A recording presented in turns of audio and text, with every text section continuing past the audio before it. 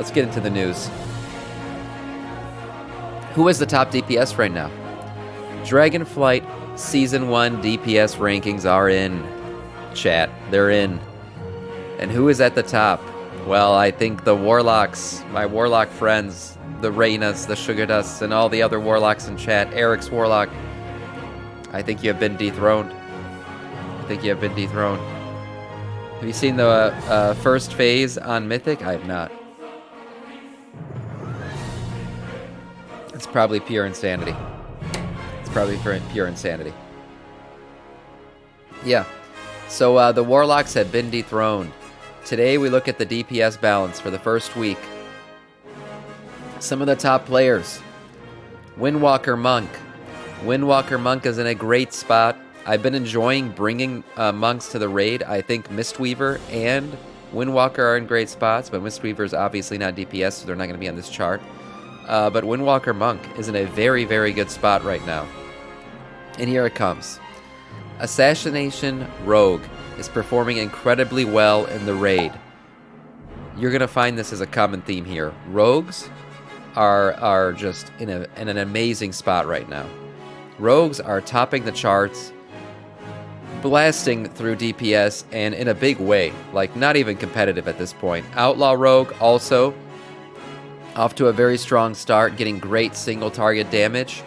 And finally, Subtitty Rogue. Yeah. Subtility Rogue is positioned as a top spot, looking for Warcraft log statistics. So here we go. Let's check out the logs. Check this out. Now this is your overall damage. I think you could just close your eyes and choose a spec as a rogue right now. Yeah, Subtitty Rogue, Subtility. You could just close your eyes and pick a spec. All three rogue specs are at the very top of the fucking chart in a major way. And then I mentioned it, Windwalker Monk, finally right up there. And then look at that. Finally. Shaman's getting some love. Bring your enhancement. So, I mean, essentially right now, if you're raiding and you bring an enhancement shaman, and then you make a melee group of that enhancement shaman filled up with rogues, you are going to face roll and dick slap everything in the raid. Yeah, look at that shit. Holy crap, enhancement shaman? It's been a while since I've seen enhancement shaman this high up on the chart. Again, Rogue Insanity. Hunter is always pretty good up there. Arcane Mage is currently the best form of Mage. Frost and Fire are absolute shit. So if you're playing Mage right now, you really only have one choice as far as specs go. You need to get Arcane good. You need to get good at Arcane, and that's what you have to play. Don't play Frost or Fire, please. Don't do that. Ret Pally. Not bad, and then we start to get into the mix here of just like, you know, the smorgasbord of, you got Fury Warrior, Demon Hunters are kind of hurting right now. They're middle to low tier at this point. Demon Hunters don't have a spec that's giving you anything really. I mean, Havoc is their only DPS, and they're right there in the middle. And then Death Knight. So as good as Blood DK is, you know, we all feel good about Blood DK. I play one, I know. We're unkillable at this point, pretty much. Frost and Unholy are in a bad spot, man. It's hard to be a DPS DK at this point. Frost and Unholy are hurting. And then look at that. Look at that. The chart topper. The big boy at the top of the charts for the entirety. The entirety of Shadowlands is now a little bit off dead center. Demonology Warlock, and then the other two, Affliction and Destruction. I mean, forget about it. Affliction and Destruction are just shit. Yeah, I will look at the boss damage. This is just general damage. He is correct. And then we got Balanced Druids, Devastation Evoker, and then Survival Hunter. If you're gonna play Hunter, you probably want to play Marksmanship. That's it for that. But let's see boss damage. You guys want to see boss damage? Let's check it out. We'll bring it up right now. Here's damage on the boss. Demonology makes a slight comeback here. Damage on the boss. Demonology enters, you know, I would say maybe A or B tier here. Again, Rogue. Rogue is just unbelievable right now. Look at assassinate, like, and not even close. The closest thing to assassination is subtitty. Subtitty rogue is the closest thing. It's another form of rogue. And then if you compare it to the next biggest thing, which is enhancement shaman, I'm very happy for shamans, by the way. To be this high up, I think shamans deserve some love. It's been a while. But look at that difference. If you just compare these two, I mean, rogue in general is just leaps and bounds away from the next biggest thing. It's crazy. Look at that shit. I'm guessing rogue is going to get a bit of a nerf, but we saw demonology warlock in the last expansion, along with destruction as well, sitting at the top of the chart for a long time. There was no comparison. So, I mean, this might be the rogue's hour. Again, arcane mage, great. Fire and frost, pure shit. Arcane, wonderful.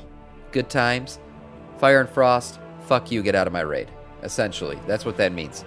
So don't play those things if you're playing mage. Outlaw rogue, okay, all 3 rogue classes are once again top of the charts. I mean, unbelievable.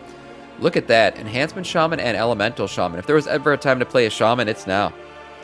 It's now. Shamans are in a very good spot. Very good spot. Then we see demonology. Frost and Unholy DK kind of get in there, mixed in with the Hunters. So, I mean, they're all middle tier here, Hunter and DK damage. And then you got Ret Pally, dead center. Warriors are hurting. Got Arms and Fury kind of down here. Again, feels like Warrior and Death Knight are kind of just tanking classes at this point. You know, the damage is okay, but they're meant to be tanks right now. Blood and Protection Warrior are very good right now. So if you're playing one of those 2 classes, maybe learn how to tank if you don't know how already. The other Warlock, you know, sitting there at the bottom, shitty. Demon Hunter again is hurting. Demon Hunter is hurting. Pretty bad. And then we got Windwalker Monk down here. Obviously, Windwalker Monk, great for like AoE probably, Mythic Plus, all that. But then boss damage, not so much. Not so much.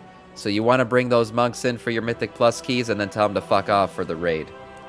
That's basically what you're talking about. These charts mean nothing, Gunka. I'll tell you what these charts mean. These charts are a baseline. Okay? Obviously, skill comes into play when it comes to DPS.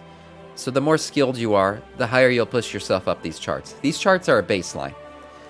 These charts are where if you're sitting, face rolling, this is where you'll essentially sit as a baseline. And then it's up to you to make yourself better. Yes. Sam, enhance. Enhance. You want me to make it bigger? Should I fucking Jarvising me right now? Yeah, Enhancement Shaman's great. Enhancement Shaman's great. You can be a total scrub on a meta class and still get beat by the tank. Yeah, that's true. That's true. You have to play to make this chart realistically viable. This is true. But here we go. That's the charts. It's always fun to look at these, see what's going on. Again, you got your 3 rogue classes at the very top. Crazy to see that right now. And see, see Warlock kind of fall a little bit. Very interesting. So that's the charts. That's where DPS currently stands. You can always just be good at the game. And that always offsets everything else. Have you ever wanted to reach Gladiator and want PvP? Maybe complete a mythic raid? Or actually attempt to collect all the things in World of Warcraft, you absolute madman. Well, when it comes to taking on big goals, we need energy levels that match the mission. Neurogum Energy and Focus is specially formulated with natural caffeine, L-theanine, and B vitamins to sustain the mental endurance necessary to stay focused on your goals. And if you're trying to actually collect everything in World of Warcraft, I would suggest the bulk bag. Head to the link below, which will take you to getneuro.com, and use the code SAM10 at checkout for 10% off your purchase.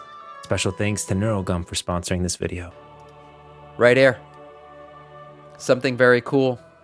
The auto mount has been found. This is an extravagant mount here. There's a lot of ways to, there's a lot of things you got to do to get it. This is not just going out and fishing to get this mount. But yes, this mount is actually very cool. Check out the shades on this guy. Check out the shades on this mount. I think this is a really cool looking mount. This is probably one of my favorite Otter mounts in the game because of the shades. And what are those shades? Well, it's part of the quest, actually. You want to go get these shades, the aquatic shades. That's what they're called. You will need to obtain them before fishing for this mount, and you go get them from the Great Swag. The Great Swag. He is this dragon-esque frog by a cave in the southeastern portion of the Onahara Plains. You get this shit. You get in here, you get this coin. You do all this fucking shit. You do all this stuff. You fish right here, and eventually you go through a bunch of other stuff, and finally you get the mount. If you want the guide on this mount, I'm going to link it in the chat. I don't want to go through and read the entire quest line because it's extensive. There are a few things you're going to have to do. It's not just like a sit and fish mount.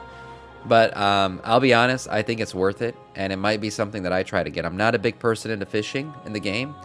But this mount looks like it's worth it. If there was an Otter mount that I ever wanted, it's this one. I actually think it's better than the 500 mount. I think the Otter mount with the shades is better than the 500 mount reward. I'm just saying. So if you want it, I just linked it in the chat. The coins for that frog are annoying to get. Yes, he only accepts certain coins. He accepts the gold coin of the Isle, which are very rarely fished. You have to get it, I think, by fishing. To obtain one gold coin, you'll need a total of 75 copper coins of the Isles. So you have to, Jesus Christ, to get a coin, okay, you have to exchange 5 silver coins of the Isles, which are exchanged for 15 copper coins of the Isles.